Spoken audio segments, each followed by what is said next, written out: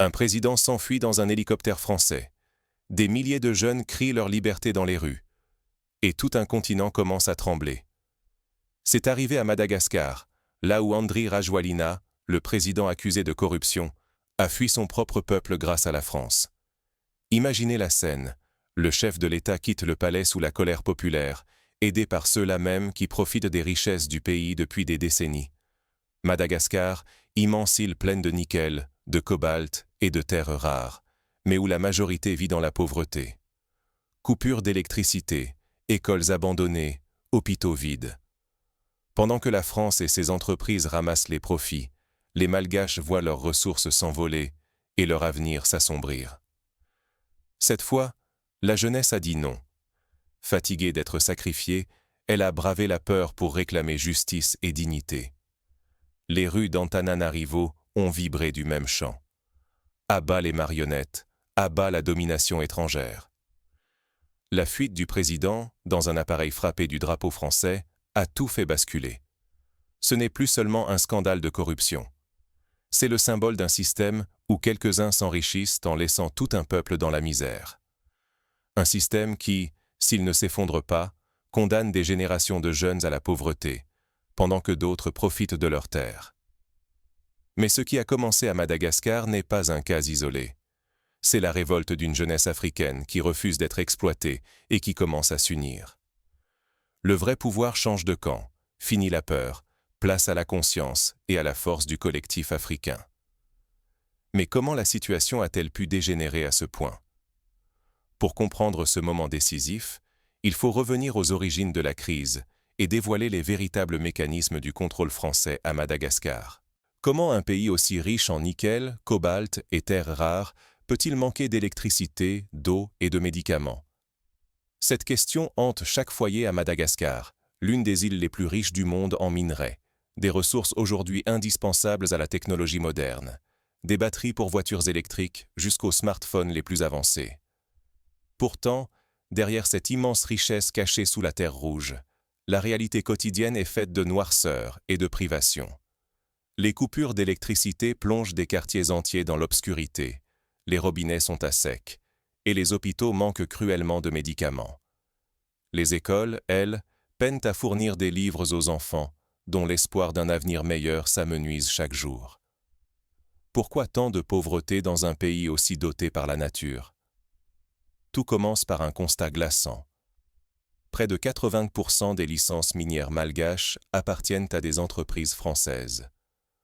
Non seulement ces sociétés paient une misère en taxes et redevances, mais elles expédient la quasi-totalité des minerais hors d'Afrique, privant la population locale des bénéfices de son propre sol.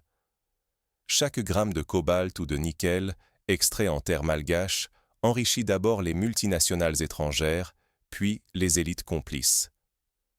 Les milliards générés sont investis loin de Madagascar, tandis que les villages restent sans électricité, que les enfants marchent des kilomètres pour chercher de l'eau et que la misère s'installe comme une fatalité. Le néocolonialisme ne se cache même plus. Il s'affiche dans les contrats léonins, dans les villas cossues construites à Paris par certains dirigeants, et surtout dans le quotidien des citoyens ordinaires, condamnés à survivre alors que leurs terres pourraient les nourrir et les soigner. L'exploitation systématique des richesses malgaches condamne une génération entière à ne jamais voir la couleur de son propre patrimoine. Le vrai danger, c'est qu'à force de pillage et d'indifférence, les générations futures soient définitivement privées de leur chance, piégées dans un cercle vicieux de pauvreté imposée. Mais ce cycle n'est pas une fatalité. Il est en train d'être brisé. Mais un jour, la jeunesse malgache a dit « assez ». Et tout a commencé à changer. Quand un peuple se lève, même les armées changent de camp. À Antananarivo, tout a explosé. Des dizaines de milliers de jeunes, de travailleurs, d'étudiants et de femmes ont envahi les rues.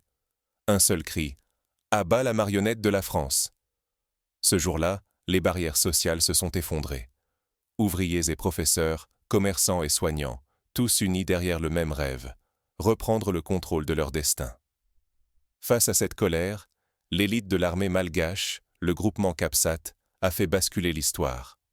Les soldats, censés défendre le pouvoir, ont rejoint le peuple et encercler le palais présidentiel.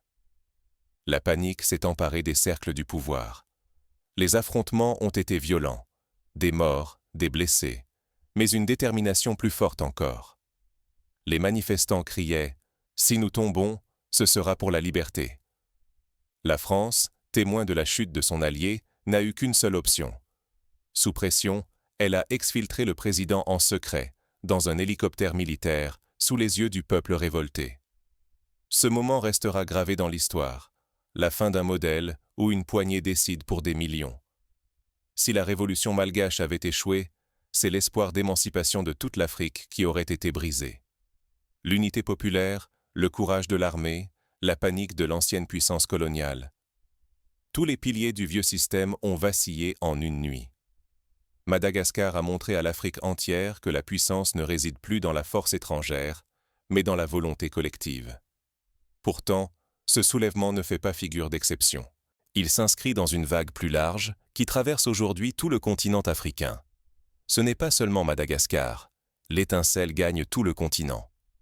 Au cœur du Sahel, un bouleversement sans précédent a eu lieu. Le Burkina Faso, le Mali, le Niger et le Tchad ont tous dit non à la France, expulsant ses ambassadeurs, ses militaires et ses sociétés minières. Ce vent de révolte, né d'une lassitude profonde envers le néocolonialisme, se propage à une vitesse fulgurante. À la tête de ce mouvement, de nouveaux leaders charismatiques émergent.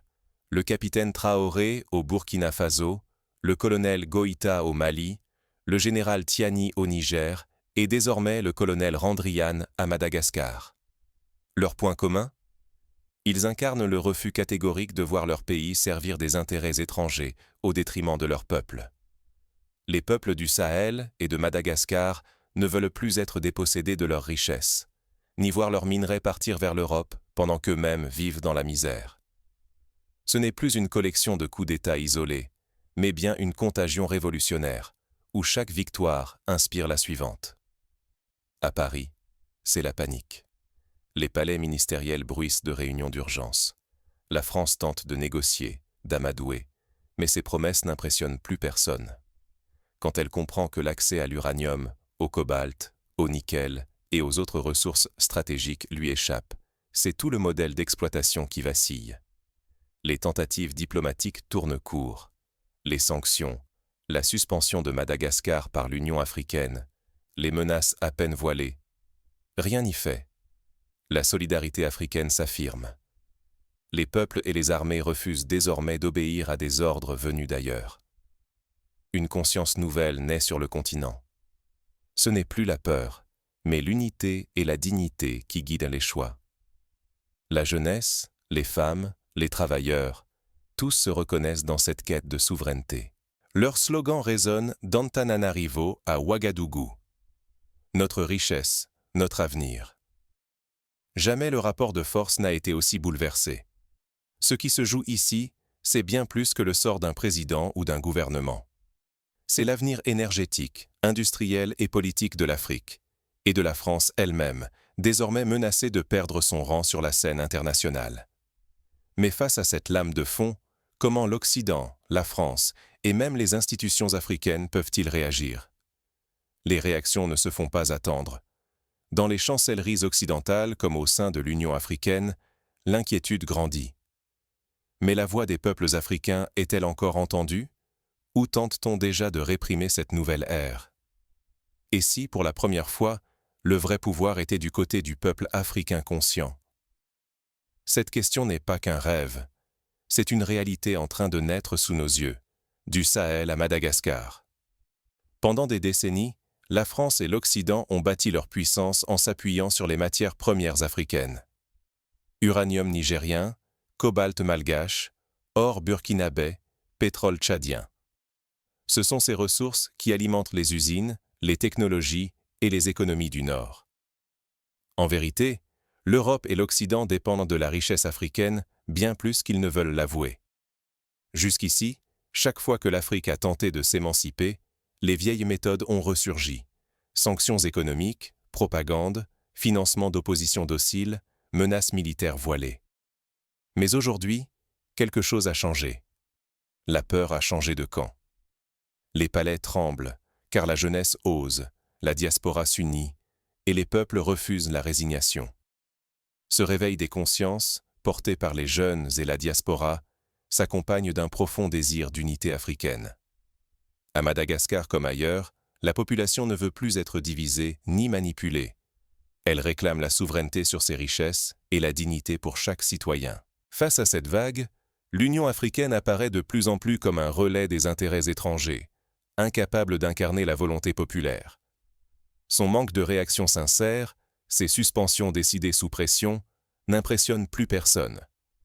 Les peuples comprennent que leur destin ne se joue plus dans les bureaux climatisés de l'Union africaine, mais dans la rue, dans le courage quotidien, dans la solidarité retrouvée. La nouvelle arme des Africains, ce n'est plus la soumission, mais le courage. C'est la dignité, le refus d'accepter la misère sur une terre d'abondance. C'est aussi la capacité de dire non au diktat, d'imaginer un autre avenir. Un nouvel imaginaire africain est en train de naître. Il se construit d'abord par l'estime de soi, mais aussi en s'appuyant sur de nouveaux partenaires stratégiques comme la Russie ou la Chine, qui proposent d'autres modèles de coopération. Ce n'est pas une fuite vers d'autres dominations, mais l'affirmation d'un droit au choix, d'un désir de pactes équilibrés. Mais attention, ce moment d'espoir est fragile. L'Afrique a aujourd'hui l'opportunité historique de bâtir une souveraineté réelle, une prospérité partagée. Mais elle court aussi le risque de tomber dans de nouveaux pièges, de remplacer une tutelle par une autre, ou de voir ses élans récupérés par des élites opportunistes. La grande question désormais, c'est comment transformer cette révolte en véritable renaissance. Quels gestes, quelle solidarité, quelles actions concrètes permettront d'ancrer ce réveil dans la durée? Chacun, à son échelle, détient une part de la réponse. Voyons maintenant comment chaque Africain peut devenir acteur de ce bouleversement. Quand le lion s'éveille, même le chasseur tremble. Regardez bien ce qui vient de se passer à Madagascar. Ce n'est pas juste la fuite d'un président ou la chute d'un régime. C'est le symbole d'un continent qui refuse désormais de subir, qui choisit de se lever, d'écrire enfin sa propre histoire. Cet éveil ne s'arrêtera pas à une île ni à une frontière. Chaque fois qu'un peuple prend conscience de sa force, c'est toute l'Afrique qui avance. Ce n'est plus l'armée étrangère, ni la vieille élite, ni la peur qui dicte la suite. Ce sont les jeunes, les femmes, les travailleurs, décidés à briser les chaînes du passé. Mais il y a un choix crucial devant chacun de nous. Rester spectateur et voir son avenir confisqué par d'autres, ou rejoindre cette vague d'espoir et de renaissance. Celui qui reste passif verra ses richesses partir, sa voix s'éteindre, son destin lui échapper. Celui qui ose s'impliquer devient acteur d'une Afrique nouvelle, digne et fière. Ce n'est pas facile, et ce n'est jamais sans risque. Mais il y a bien plus à perdre à rester dans l'ombre qu'à marcher vers la lumière. L'Afrique éveillée, unie, consciente de sa valeur, devient inarrêtable. Les puissances d'hier devront s'incliner devant la volonté des peuples. Les marionnettes tomberont une par une. Ne doutez jamais, l'histoire est en marche. Elle ne s'écrit pas sans vous. Ce que nous vivons n'est pas une parenthèse, mais le début d'une ère nouvelle, où chaque Africain peut choisir d'être bâtisseur et non simple spectateur. Car lorsque le lion se met debout, la savane entière change de visage. C'est le moment de prendre position, de vous impliquer, de refuser l'injustice, l'humiliation, la résignation. L'Afrique n'appartient à personne d'autre qu'à elle-même, et sa renaissance ne fait que